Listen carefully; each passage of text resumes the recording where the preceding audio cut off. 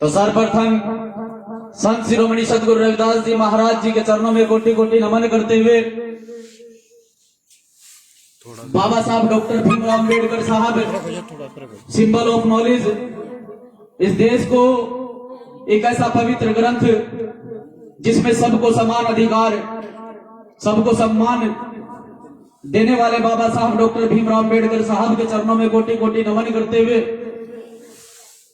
और आज के कथावाचक आदरणीय सम्मानित कथावाचक और उनकी समस्त टीम को मैं अपना क्रांतिकारी जय भीम पेश करते हुए इस प्रांगण में उपस्थित मेरी मातृशक्ति, मेरी माताएं, मेरी बहनें, मेरे नौजवान साथी, मेरे पिता तुल्य बुजुर्गवान लोग जो यहां पर बैठे हैं, आप सभी साथियों का सम्मान करते हुए आज हरिद्वार जिले के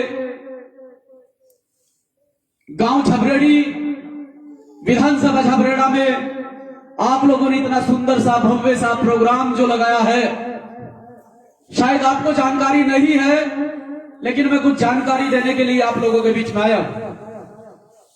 कुछ साथी मुझे सोशल मीडिया के माध्यम से देखते होंगे, कुछ साथी मुझे यूट्यूब के माध्यम से देखते होंगे, कुछ साथियों ने मुझे अखबार के माध्यम से पढ़ा होगा, लेकिन मेरा कार्य ही बाबा साहब डॉक्टर भीमराव अंबेडकर साहब के विचार को, संत शिरोमणि सदगुरु रविदास जी महाराज जी के विचार को घर घर तक, जन जन तक पहुंचाने का मेरा कार्य है। मैं भीम आर्मी और आजाद समाज पार्टी का एक छोटा सा कार्यकर्ता, आपका बेटा, आपका बच्चा, आपका भाई आपके बीच में अपनी बात इस झबरेड़ी गांव में रखने के लिए आया हूं। तो सबसे पहले सम्मान करूंगा उन समस्त साथियों का जिन्होंने मुझे यहां आने का मौका दिया, जिन्होंने मुझे यहां आकर बोलने का मौका दिया। मेरे छोटे भाई अंकित कुमार, कुलदीप कुमार, सचिन कुमार, राहुल कुमार, दीप कुमार, काला, मनोज, थौल कुमार, लाखन, अरविंद, आकाश, कुलदीप कुमार, आप सभी साथियों का आदर सम्मान करते हुए मैं आप लोगों के बीच में अपनी बात रखना चाहता हूं। साथियों, जब आप लोग गांव से बाहर पहुंचे मुझे बड़ी खुशी हुई, क्योंकि झबरेड़ी के अंदर या तो भीम आर्मी का कोई पदाधिकारी या कार्यकर्ता आप लोगों के संपर्क में आया होगा। मैं पहली बार इस गांव में आया हूं, पहले आया था, लेकिन इतनी खास मुलाकात आप लोगों से नहीं हो पाई थी, क्योंकि हमारे ऊपर जो जिम्मेदारी भीम आर्मी के संस्थापक आदरणीय एडवोकेट चंद्रशेखर आजाद ने दी हुई है, वो जिम्मेदारी कुछ ज्यादा ही बड़ी है, जिसे हम बड़ी ईमानदारी से, लगन से, मेहनत से पूरी करने की कोशिश करते हैं। क्योंकि बाबा साहब का जो रुका हुआ कारवां है, माननीय कांसीराम साहब का जो रुका हुआ कारवां है, जिस कारवां को इसी समाज के लोगों ने रोक कर रखा, इसी समाज के लोगों ने नीलाम किया, आज उस कारवां को बढ़ाने के लिए माननीय कांसीराम साहब का बेटा आदरणीय एडवोकेट चंद्रशेखर आजाद आपके बीच में आया है। और चंद्रशेखर आजाद की फौज का एक सिपाही आप लोगों के बीच में खड़ा होकर बोल रहा है। ये सच्चाई है कि जब इस देश के अंदर संविधान लागू नहीं था, जब इस देश के अंदर संविधान लागू नहीं था, अभी ब्राह्मणवाद की बात यहां मंच से आप लोगों को समझाई जा रही थी। जब इस देश के अंदर ब्राह्मणवाद हावी था, जब इस देश के अंदर मनुवाद हावी था, जब इस देश के अंदर मनुवादी व्यवस्था लागू थी, जब इस देश के अंदर मनुस्मृति लागू थी, तो आप लोगों को एक पंडाल सजाने का, कथावाचक को, वो भी एक दलित समुदाय से ताल्लुक रखने वाले व्यक्ति को कथा सुनाने का अधिकार नहीं था, मुझे यहाँ बोलने का अधिकार नहीं था, ये लाइट लगाने का अधिकार नहीं था। आज जो बाबा साहब के रामोकरम की बदौलत बड़ी बड़ी कोठियों में बैठे हैं, झोपड़ी में भी रहने का अधिकार नहीं था। ये बाबा साहब डॉक्टर भीमराव अंबेडकर साहब की देन है कि आज बाबा साहब के संविधान की बदौलत हम लोग नौकरियों में जाते हैं, आरक्षण पाते हैं, आरक्षण की बदौलत हम अच्छे अच्छे संवैधानिक पद पर जाकर बैठ जाते हैं। लेकिन हमने कभी बाबा साहब के कारवां पर, बाबा साहब के मिशन पर ध्यान नहीं दिया है। मैं आप सभी साथियों से पूछना चाहता हूं, आप सभी साथियों को कहना चाहता हूं कि कितने साथी ऐसे यहां से तैयार हैं। देखिए मौसम बड़ा अच्छा, बड़ा रंगीन मौसम कर देते हैं हमारे समाज के लोग शाम के समय। इसी चीज का मुझे दुख है, इसी चीज का मुझे दुख है कि लगातार 6 साल से आदरणीय एडवोकेट चंद्रशेखर आजाद जी के आह्वान पर, उनके आदेश पर समाज में कार्य करते हैं। और मैं भावुक हो जाता हूं क्योंकि आज मैं बहुत कुछ बोलने वाला था, लेकिन थोड़ी सी फैमिली प्रॉब्लम की वजह से मैं यहां सही तरीके से बोल नहीं पा रहा हूं। लेकिन फिर भी बाबा साहब का बच्चा हूं, बाबा साहब का खून हूं, अपना काम पूरा करके जाऊंगा। जो क्रांति मुझे युवाओं में पैदा करनी है, जो मिशन की ललक मुझे अपनी माताओं में पैदा करनी है, उस कार्य को मैं पूरा करके जाऊंगा। मैं आपको बता देना चाहता हूं कि लगातार पिछले 6 साल से संगठन के माध्यम से हम लोग कार्य करते हैं और मैं जब अपनी माताओं के बीच में जाता हूं तो मैं भावुक हो जाता हूं। कारण इसी संगठन के चलते, इसी मिशन में काम करते समय हमारी मां हमें छोड़कर चली गई। बीच राह में क्योंकि 2 साल हो चुके हैं तकरीबन, इसी वजह से मायूस हो जाते हैं कि 2 साल हो चुके हैं तकरीबन। हमारी मां का एक्सीडेंट हो गया था और हमारी मां जो है एक्सपायर हो गई थी, हमें छोड़कर चली गई थी। हम भी चाहते हैं और हर एक वो बेटा चाहता है जो अच्छा कार्य करता है, और हर एक वो माँ बाप चाहता है अपने बेटे को अच्छे कार्य करता देख, अपने बेटे को एक अच्छे कार्य की ओर अग्रसर होते देखना हर एक माँ बाप चाहता है। आज समाज हमें से प्यार करता है, समाज हमें सम्मान देता है, आदर देता है, सत्कार देता है, लेकिन इस आदर को, इस सत्कार को, इस सम्मान को हमारी माँ तो नहीं देख पाई। लेकिन हम अपनी जगह आज भी सही और खुश हैं कि हमारी माँ नहीं देख पाई, लेकिन ऐसी लाखों करोड़ों माँ जो हमसे उम्मीद करती हैं, वो इस आदर सम्मान सत्कार को देख रही है। सिर्फ इतना कहना चाहता हूँ साथियों कि आप लोग बाहर पहुंचे, आप लोगों ने बड़े सम्मान के साथ इस पंडाल में बुलाया, इस प्रांगण में बुलाया, बड़ी जोर शोर से आपने जय भीम जय भीम जय भीम का नारा लगाया। लेकिन इस जय भीम के पीछे बलिदानी कितनी है शायद आप लोगों को एहसास नहीं होगा। इस जय भीम के पीछे बलिदानी कितनी है शायद आपको एहसास नहीं होगा। इस जय भीम के पीछे बलिदानी इतनी है कि आप लोगों के अधिकारों को सुरक्षित करने के लिए बाबा साहब डॉक्टर भीमराव अम्बेडकर साहब ने अपनी 4 संतानें कुर्बान की है। गरीबी की जिंदगी जी है, अपनी 4 संतानें कुर्बान की है। हमें बेटा बीमार हो जाता है, दवाई के पैसे नहीं होते हैं, लेकिन वो डॉक्टर बाबा साहब डॉक्टर भीमराव अम्बेडकर साहब आप लोगों के हक अधिकारों के लिए लड़ता है, कभी अपनी संतानों की परवाह नहीं करता है। कभी आप लोगों ने सोचा है कि जिस व्यक्ति ने इस समाज को इतना कुछ दिया हो, हमने उस व्यक्ति के लिए किया क्या?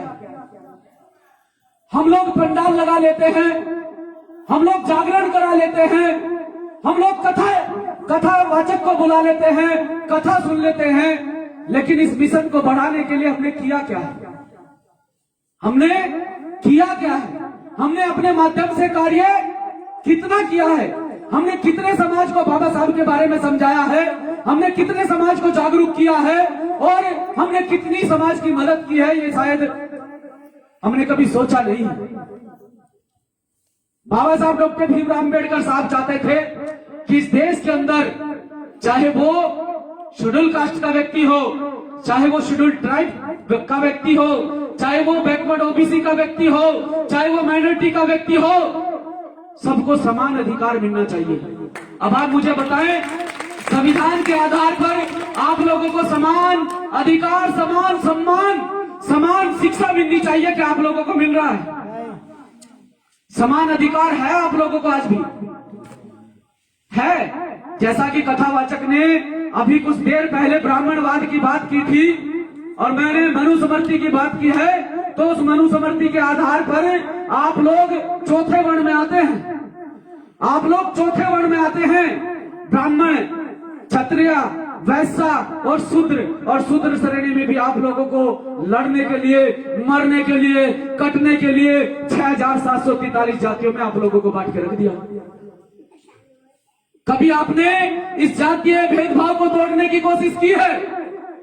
यही बहुजन समाज का पतन का कारण है कि हम लोग अपने आप में एक जातीय व्यवस्था में लिप्त है। हमने कभी जातीय व्यवस्था को खत्म करने की कोशिश नहीं की है। चमार जाटों को नहीं चाहता है, जाटो खटीक को नहीं चाहता है, खटीक पासी को नहीं चाहता है, पासी धोबी को नहीं चाहता है। यही तो हमारे पतन का कारण है। जिस दिन आप लोगों ने जातीय व्यवस्था को अपने अंदर से खत्म कर दिया और आपने ये सोचा, ये समझा कि वो वाल्मीकि समाज का व्यक्ति मेरा भाई है, मेरा खून है, वो खटीक समाज का व्यक्ति, वो पासवान समाज का व्यक्ति वो मेरा भाई है, उसके दर्द का एहसास मुझे होना चाहिए, तब जाकर आप बहुजन समाज बना सकते हैं। जब किसी समाज में, किसी बहन के साथ में, किसी बेटी के साथ में गलत होता है तो हम ये सोचकर अपने कदम क्यों रोक लेते हैं कि वो दूसरे समाज की बेटी के साथ हुआ है। नहीं, बाबा साहब ने ये नहीं कहा था। बाबा साहब ने कहा था कि गलत का विरोध करना, बेटी चाहे वो दलित की हो, बेटी चाहे वो मुस्लिम की हो, बेटी चाहे वो किसी भी अन्य व्यक्ति, अन्य समाज की हो, वो बेटी इस देश की, इस समाज की बेटी है। हमें उस बेटी के मान सम्मान की लड़ाई लड़नी चाहिए। कभी हमने ये सोचा है? तो आज के बाद अपने दिमाग में ये बात बैठा लेना कि हमें अपनी माताओं बहनों के सम्मान के साथ साथ में दूसरे की माताओं बहनों का भी सम्मान करना चाहिए, क्योंकि जब हम अपने घर की माँ बहन का सम्मान करेंगे तो दूसरा व्यक्ति हमारी माँ बहन का सम्मान करना ऑटोमेटिक शुरू कर देगा। मैं सिर्फ आप लोगों को इतना बताने के लिए आया हूं कि साथियों, अभी मैं जय भीम की बात कर रहा था कि जय भीम के पीछे बहुत बड़ी कुर्बानी है। ये जय भीम ऐसे ही नहीं बोला जाता है। इस जय भीम के पीछे बहुत बड़ी कुर्बानी है और उस कुर्बानी को बाबा साहब डॉक्टर भीमराव अंबेडकर साहब ने इस देश के अंदर दिया है।